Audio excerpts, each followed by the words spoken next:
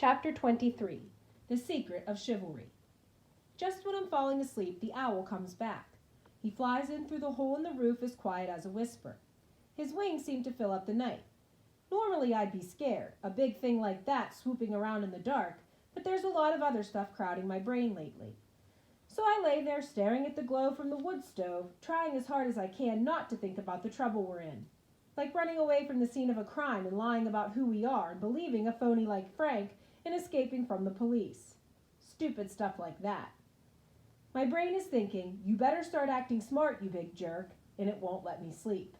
It makes me count the stupid things I've done instead of counting sheep or whatever. I'm counting every stupid thing I ever said or did in school that made everybody laugh at me, and all the words I didn't understand back then, and all the books I never read, and all the cool things I wish I'd said but didn't, and all the time I wasted being mad at the world when I was really mad at me, and that day my pants fell down in gym class, and the time Kevin dared me to eat a tadpole for scientific purposes and I did and got sick. All of it starts whirring around inside my brain, the really bad stupid stuff, and just the plain stupid stuff, and the who cares stupid stuff, until it feels like there's an egg beater inside my head turning my brain into scrambled eggs, which makes me feel even more stupid. Then my brain has an idea. Leave the girl here and turn yourself in, it tells me. You know that's the smart thing to do. You mean leave Worm on her own? I ask my brain. She's the one who wanted to run away. She's the one who wanted to find her real father, so let her. If you stay with her, you're the one who will get the blame. Just go? I ask my brain. Sneak away while she's sound asleep? Do the smart thing. Sorry, I tell my brain. I can't leave Worm. Not now, not here. Not when we've come this far. Her dad is going to fix everything. You're hopeless, my brain says. But finally it lets me fall asleep, and in my dream we're back on the prairie schooner with good old Dip, and Joe is there too, and we're all going home, and everything is going to be okay just like on TV. In the morning, Worm says it's time to find her real dad. He's waiting for me, she says. Out there. She's staring at her hands again like she doesn't want me to see what she's hiding in her eyes. I go, you know where he is? Worm nods. I don't get it, I say. If you know where he is, why didn't we go there right away? Worm shrugs. I wasn't ready. She's not going to tell me what's really going on or why she's being so mysterious. Outside the old saloon, Worm takes a deep breath, squints into the sunlight, and starts marching up the street like she knows exactly where she wants to go. I'm tagging along, tripping over my big feet and saying stuff like, so what's the deal? Where are we going? Worm doesn't say anything. She just balls her hands into fists and keeps on marching. We pass all of these falling down old buildings, places that once upon a time were a general store or a barber shop or whatever, and we're heading up the slope toward the mountain that looms over the whole town. The railway station, I say. He's at the railway station? Why didn't you say so? The old railway station is the biggest building around, with tons of fancy trim and a steep roof with a big chunk missing. It looks kind of like a gingerbread house, except all the icing has melted off. You can tell the people who used to live here must have sunk everything into this one building to make an impression when visitors came to Chivalry, and maybe to kind of inspire the rest of the town. It didn't catch on, that's for sure, and now the train only comes here because it's a good place to turn around, which is pretty pathetic, if you think about it.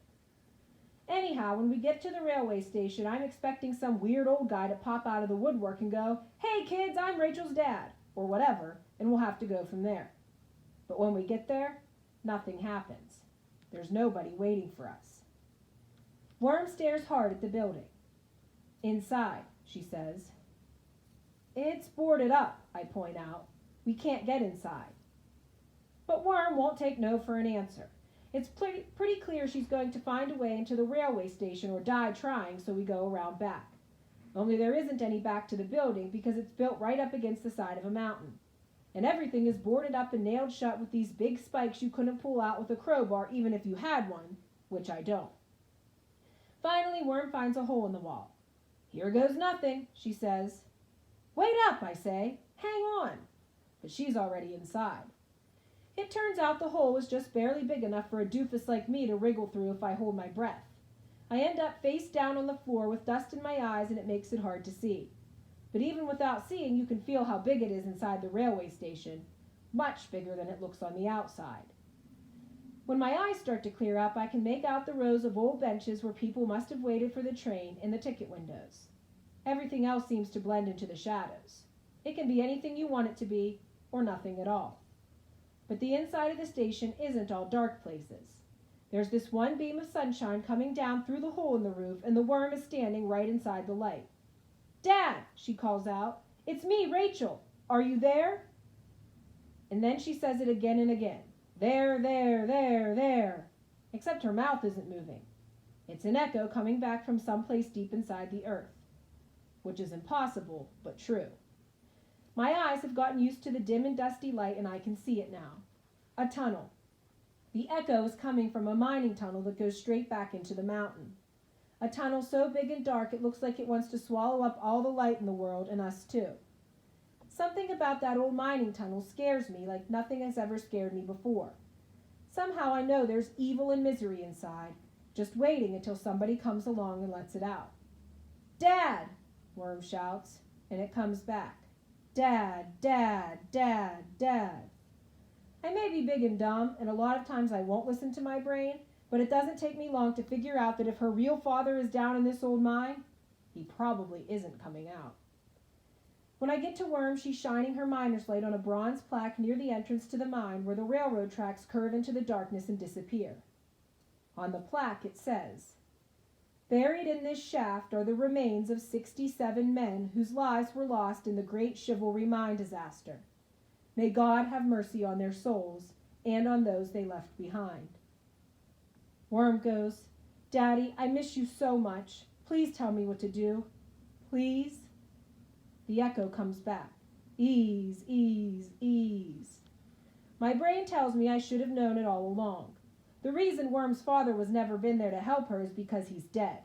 We've come all this way just so she can visit his grave, and we can't even do that because he doesn't have a grave of his own, not like in a real cemetery. Worm finally notices me and takes a tight grip on my hand. "I was so little when it happened I can barely remember him," she says. "All I remember is he had this miner's helmet with a light, and I wanted one too." There's nothing I can think to say except, he must have been a pretty cool dad, giving his kid his own miner's helmet. Worm squeezes my hand so hard it hurts, and it makes me think she's a lot stronger than she looks. "Do you know he knows about my mom?" she asks. "And you know who?" I never get to answer that one because a new sound comes into the old railway station and starts echoing back out of the tunnel.